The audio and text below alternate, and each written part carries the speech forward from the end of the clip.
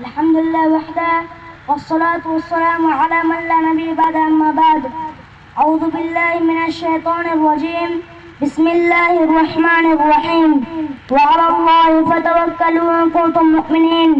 محترم سامعین اکرام اور میرے دوست اور بھائیوں، میں نے آپ حضرات کے سامنے جس عنوان کو لے کے حاضر ہوا ہوں وہ ہے اللہ بہترین مددگار اور کارساز ہے.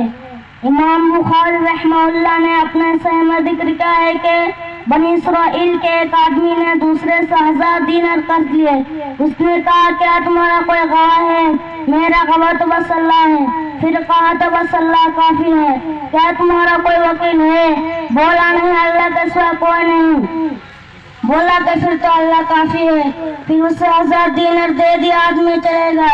دونوں کے بیچ ایک وقت مدت متعین ہو گیا. اسی دیر میں دونوں کے مابین ایک نہر تھی. جب وہ قریب آئے تو اس درخت نے کے لیے دینار لے کر آیا. نہر کے کنارے کشتی کے کھوج میں لگا، اسے کچھ نہ ملا. لمبی رات تک وہ انتظار کرتا رہا کہ کچھ ملے. کہنے لگا بارہلا. اس نے گواہ طلب کے تیرے علاوہ کوئی نہ ملا. اس نے غم طلب کے کوئی نہ ملا. اللہ پیغام اسے پہنچا دے.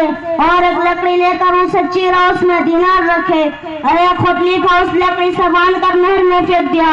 اللہ کے عظم اور مہربانی سے لکڑی چل پڑے.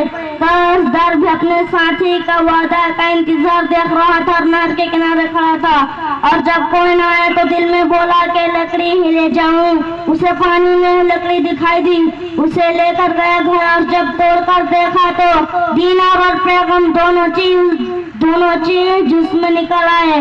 کیونکہ اللہ تعالیٰ مددگار ہے، وکیل ہے اور وکالت پوری کرتا ہے. اللہ پر ہی تو ایمان والے توکل کرتے ہیں اور اللہ پر ہی تو توکل کرو اگر تم ایمان والے ہو تو. السلام علیکم ورحمۃ اللہ وبرکاتہ.